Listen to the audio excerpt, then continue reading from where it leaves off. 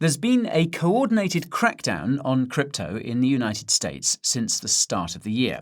While many entities have been involved in this crackdown, one entity in particular has been front and center, and it's believed to be one of the key players in Operation Chokepoint 2. There's no shortage of evidence to suggest this, and the latest piece of said evidence is an upcoming proposal to apply e-banking laws to the crypto industry. As you might have guessed, this would not be good. That's why today we're going to tell you everything you need to know about this entity, unpack what its director recently said about crypto, and explain what it could all mean for the markets. My name is Guy, you're watching the Coin Bureau. Don't go anywhere. The Consumer Finance Protection Bureau, or CFPB, is an independent agency of the US government. Now, I'm using air quotes because independent seems to be code for little to no government oversight. This is surprising considering that the CFPB apparently has the power to implement and enforce financial laws. Similarly to the SEC, the CFPB's purpose is to, quote, ensure that markets for consumer financial products are fair, transparent, and competitive.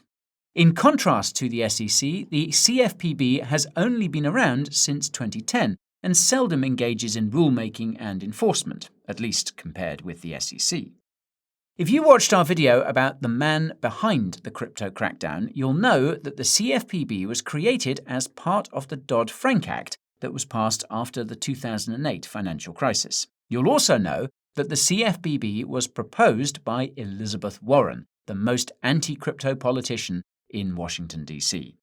You'll even know that the CFPB gets its funding from the Federal Reserve and makes up as much as 12% of the Fed's entire budget. Jerome Powell himself was asked about the Fed's funding of the CFPB back in March and admitted he couldn't provide any specifics because the Fed has no oversight of its operations. On that note, if you watched that video, you'll know that the man behind the crypto crackdown is none other than Michael Barr, the Fed's vice chair for supervision. You'll also know that he was one of the architects of the Dodd-Frank Act and that it also created the position at the Fed which he now holds. Big think. Now, what's crazy is that something similar seems to have happened with the CFPB. As I just mentioned, Elizabeth Warren was the one who proposed the CFPB, but she wasn't the one who put it together. That was Rohit Chopra, Elizabeth's ally. He created the agency in 2010 and became its director in 2021. Prior to becoming director of the CFPB, Rohit was a commissioner at the Federal Trade Commission, or FTC, where he spent most of his time scrutinizing big tech over its data practices. Not surprisingly, the first thing Rohit did as director of the CFPB was scrutinize big tech again, this time for its payment systems. What's interesting is that Rohit doesn't appear to be inherently anti-crypto per se.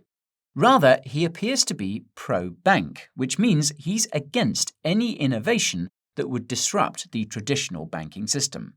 Note that this seems to be the case with Elizabeth and with SEC Chairman Gary Gensler as well.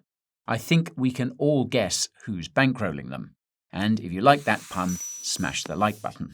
Anyway, speculation aside, the CFPB has only made the crypto headlines a few times since Rohit became its director. These articles have gone by mostly unnoticed, which is a bit scary considering their contents. Back in October 2021, pro-crypto Senator Bill Hagerty warned Rohit not to go Rambo on crypto. For context, the CFPB has been warning about crypto since 2014. When President Biden signed that executive order about crypto last March, it essentially invited the CFPB to scrutinize crypto along with the other regulators. Now, CoinDesk initially speculated that the CFPB would be at odds with the SEC when it came to crypto, but it's clear that they are in fact on the same page. Then, last August, Kathy Kraninger, the former director of the CFPB, warned the crypto industry to be careful about what they wish for when it comes to crypto regulations. That's because the result could be that regulators will apply TradFi rules to crypto, which would effectively kill the real crypto industry. Note that this is something we've been warning about in our videos about crypto regulations. Well, Kathy's prediction turned out to be correct. Last December, crypto platform Nexo revealed that a big part of why it decided to exit the US market was because of pressure from the CFPB. It's safe to assume that the CFPB has played a role in pressuring other crypto companies to the point that they left the US as well. As for the CFPB's recent proposal to apply e-banking laws to crypto that we mentioned in the introduction, it came from a passing comment that Rohit made during a recent event. Some crypto media outlets picked up on this passing comment, but like all the others, it seems to have gone by largely unnoticed. Not only that, but the broader context of Rohit's comment seems to have been completely missed. Now, when we watched his speech and the subsequent question period at that event, it made all the other videos we've done about crypto regulations seem like puzzle pieces that had suddenly come together. The result was a clear picture of the roles all these different anti-crypto regulators are playing and when they're supposed to play them. I can tell you right now that the CFPB's sudden focus on crypto seems to be a consequence of the fact that the SEC is being humiliated in court in its crypto-related cases. As most of you will know, the judge in the SEC's case against Ripple ruled that XRP and its secondary sales were not securities. More recently, the judge in Grayscale's case against the SEC ruled that the regulator had not provided sufficient justification for denying Grayscale's Bitcoin trust to spot ETF conversion. The result is that the CFPB has been called in as backup, and it may be more effective than we think. Now, Rohit's recent comments about applying e-banking laws to crypto were made during an event about digital payments at the Brookings Institution. Note that the Brookings Institution is a very influential think tank based in Washington, D.C. that has hosted many of the most powerful people in the world. In this case, the event featured multiple high-profile speakers, including Fed Governor Chris Waller. I won't go into what they said for the sake of time, but I will point out that there were a few familiar faces from the pro-crypto side, namely Yesha Yadav, a professor at Vanderbilt University, who's testified before. As for Rohit, though, he started his speech by talking about the monopoly on payments that WeChat and Alipay have in China, and how the US needs to avoid this same outcome with its own big tech companies. He recounted how Facebook's Libra digital currency failed, but how big tech is still working on similar technologies.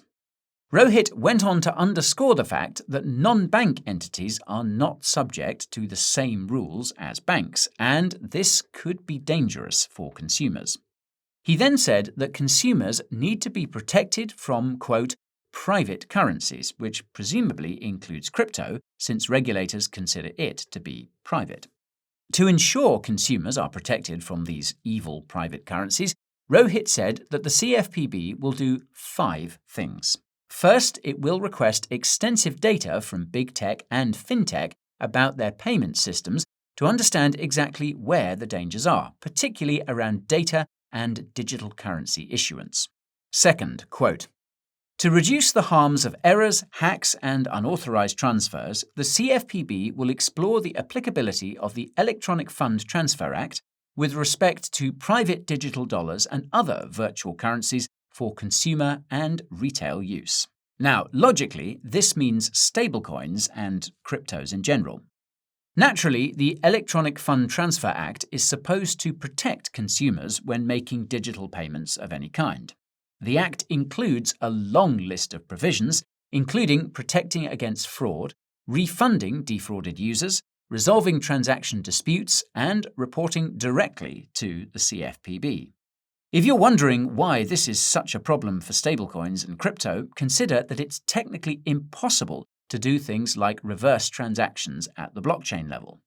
Put simply, the parts of the crypto ecosystem that are truly crypto would not be able to comply and would likely be banned. Newsflash, that's the entire purpose of expanding this rule. We will know if and when it will go into effect when the CFPB publishes its regulatory agenda for the winter of 2023, sometime in early December. So, mark your calendars.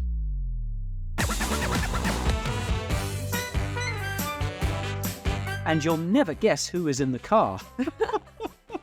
Hello and welcome back to GM Crypto. Now we have so much fun and exciting stuff coming up for you on today's show. But first, we need to talk about the Coin Bureau deals page, Guy. That's right, Jessica, because it really is the place to find the very best deals in crypto. For starters, you can find bonuses of up to $40,000 at some of the best crypto exchanges. And that's not all, Jessica, because you can also get discounts on hardware wallets, sign-up bonuses for some of the top exchanges, and trading fee discounts of up to 60%.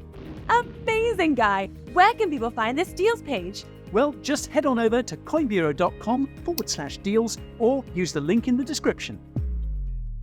Now, the third thing that the CFPB will do to ensure that consumers are protected from private currencies is to investigate non-banks, which likely includes crypto platforms. Rohit highlighted that the CFPB can grant itself the power to supervise these entities, especially if they work with big banks. Fourth, the CFPB will recommend that the Financial Stability Oversight Council, or FSOC, exercise its power to deem certain non-bank entities as systemically important. This would automatically give regulators like the SEC jurisdiction over crypto exchanges, and that's just the tip of the iceberg. If you watched our video about bank bail-ins, you'll know that systemically important banks can use customers' deposits to bail themselves out the next time there's a banking crisis.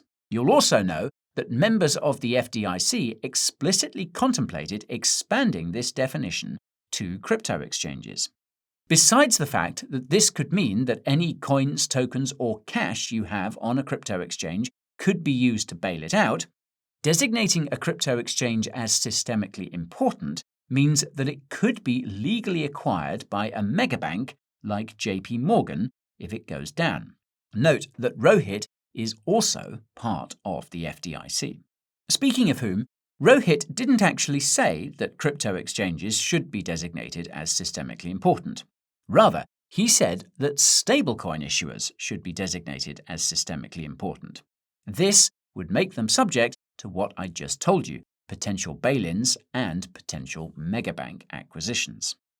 Now, the last thing that the CFPB will do to ensure that consumers are protected from private currencies is to expand laws related to data use in finance. Rohit concluded by saying that this is because he doesn't want the US payment system to consolidate like it did in China and wants to protect financial freedom. This is pretty hypocritical, considering that Rohit has been an advocate of FedNow since his FTC days. For reference, FedNow appears to be the first step towards a central bank digital currency, or CBDC. If you've watched any of our videos about CBDCs, you'll know that they result in total financial control. From our perspective then, Rohit doesn't truly care about financial freedom. He just hates the private sector. Now, I can't stress enough how passive Rohit's comments about crypto were. The second and last bullet points about how the CFPB plans on protecting consumers were basically the only times he mentioned crypto in his speech. Thankfully, though, he elaborated on his comments in the question period. First, Rohit explained that he doesn't want the US financial system to be a private sector monopoly like China's, but that he doesn't want it to be a public sector monopoly like in Europe. Instead, he wants the public sector to provide the core payments infrastructure while the private sector makes the innovation. Believe it or not, but the interviewer asked Rohit if it's better to have a Chinese-style system, considering how advanced it is. Rohit said no, because even he knows that public and private don't exist in China. It's all the CCP. Unfortunately, Rohit can't see that he's been advocating for something much worse. And if that wasn't insane enough, the interviewer then asked Rohit if the Treasury Department could issue a CBDC in lieu of the Fed. Rohit started by saying that it's complicated, but under pressure, he admitted that this is theoretically possible. The Treasury could issue a CBDC. Let's remember that one, shall we? Now, Rohit also answered a few questions from the audience, and one of them was about the FSOC designating stablecoin issuers and other such entities as systemically important. Rohit was asked whether the FSOC was on board with this, since it was a pretty bold declaration to make. Rohit smiled and explained that the Dodd-Frank Act gave the FSOC the power to designate financial entities as systemically important for financial stability reasons. He then reminded everyone that US regulators had already announced that they would step in with enforcement actions in the absence of regulation. We immediately realized that this was a reference to a report published by the President's Working Group on Financial Markets, or PWG, way back in 2021.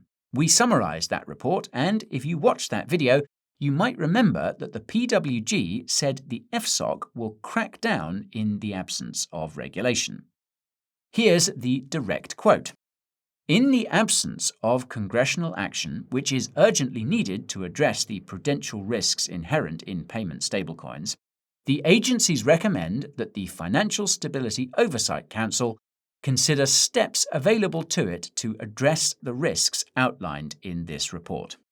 Now, for those unfamiliar, the FSOC and the PWG consist of the same regulatory agencies. FSOC is just bigger. They're both led by the Secretary of the Treasury. This suggests that Janet Yellen is another key player in the regulation by enforcement that we've seen. Then again, most of the other regulators are anti-crypto too. For the FSOC, you have the Treasury Secretary, who is anti-crypto, the Fed Chairman, who is anti-crypto, the Comptroller of the Currency, who is anti-crypto, the Director of the CFPB, who is anti-crypto, the Chair of the SEC, who is next-level anti-crypto, the Chairman of the FDIC, who is anti-crypto. I think you get the point. And the only thing these regulators hate more than crypto is stablecoins. That's simply because stablecoins are direct competitors to CBDCs and therefore threaten their control of the financial system. Now, when the interviewer asked Rohit if it was ironic that a bank collapse caused Circle's USDC to depeg, he just scoffed. Rohit said that there have been many cases of stablecoins depegging under completely different circumstances. This inspired the interviewer to ask Rohit how the hell Tether is still standing. Rohit seemed to dodge the question, which is fascinating considering Tether's peculiar political connections. You can learn more about those using the link in the description. Anyway, I digress. This brings me to the big question, and that's what all of this means for the crypto market. The answer ultimately depends on whether Congress can pass reasonable crypto regulations before the regulators themselves go rogue. As it so happens, a stablecoin bill is currently in play, but it's not moving very quickly. The Clarity for Payment Stablecoins bill was passed by the House Financial Services Committee back in July, but has yet to be voted on by the House at the time of shooting this video. This is partially because other things have kept them preoccupied, and partially because the House currently doesn't have a speaker. Based on our understanding, the House doesn't actually need to have a speaker for bills to be passed, but it makes things a lot more complicated without one. And funnily enough, the Speaker pro tempore, the substitute speaker, so to speak, is currently Patrick McHenry, the pro-crypto politician who tabled the bill. This has led to hopes that the House will manage to approve the stablecoin bill even without a permanent speaker. But even if that happens, the bill will have two more hoops to then jump through. These are the Senate, where the Democrats have a majority, and President Biden, who is himself a Democrat. Now, if you've watched any of our summaries of congressional crypto hearings, you'll know that Democrats appear to be largely anti-crypto, whereas Republicans appear to be largely pro-crypto. Although it's true that there are pro-crypto voices on the Democrat side as well, there don't seem to be enough of them to get the bill passed. Meanwhile, anti-crypto bills, such as Elizabeth Warren's Digital Asset Anti-Money Laundering Act of 2023, have started to gain traction due to the reports that crypto is being used to fund certain militant groups. Of course, Elizabeth has been working closely with all the anti-crypto regulators too. Given these and other circumstances, like wars, for example, it seems unlikely that a stablecoin bill will be approved before these anti-crypto regulators act. Realistically, it won't be until after the next election that any crypto bills are approved, and this assumes a Republican majority in the House and Senate. What this means is that there's a real risk that we'll see a stablecoin crackdown in the US in the coming months. And if you watched our video about the Fed's warning to banks, you'll know that they're already gathering the info they need, finding out which banks are working with which stablecoin issuers. Now, the silver lining is that not all stablecoin issuers are based in the United States, Tether being the obvious example. The fact that its USDT stablecoin is used for almost all crypto trading means that a stablecoin crackdown by anti-crypto regulators in the US may not affect the crypto market all that much. From what we've seen, US-based stablecoins such as Circle's USDC are used primarily in DeFi. In Circle's case, its close affiliation to large TradFi institutions like BlackRock could protect it from the worst of what's potentially coming. The caveat is that equally large TradFi institutions clearly want stablecoins gone. So then, this begs the question of which of the two has more influence when it comes to crypto regulations: asset managers like BlackRock or megabanks like JP Morgan? Well, we'll find out in the coming months when we either see a spot Bitcoin ETF approved or US-based stablecoins put out of business. Let's just hope that being focused on stablecoins keeps the regulators away from actual crypto projects. And that's all for today's video. If you found it informative, be sure to smash that like button to let us know. If you want to make sure you stay informed, subscribe to the channel and ping that notification bell. If you want to help inform others, take a second to share this video with those who you think should see it. And if you've been trading or accumulating crypto regardless of the regulatory FUD, well, just make sure you're maximizing your gains and/or keeping your crypto safe. The Coin Bureau Deals page has up to $40,000 in bonuses on the best exchanges and the biggest discounts on the best wallets. The link to that page will be down in the description. Thank you all for watching, and I'll see you next time.